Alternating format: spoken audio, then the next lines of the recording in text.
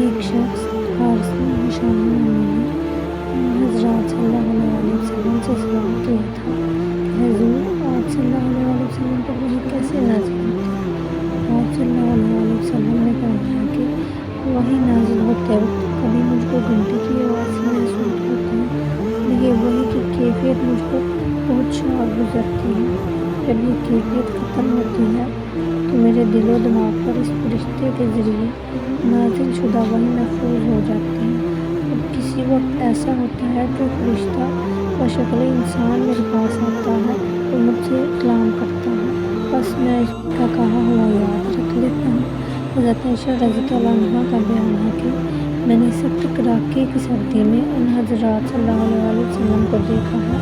کہ آپ صلی اللہ علیہ وسلم پر وحی نازل ہوئی، اور جب اس کا سلسلہ موقوف ہوا تو آپ صلی اللہ علیہ وسلم کی پیشانی پسینے سے شرابور تھی۔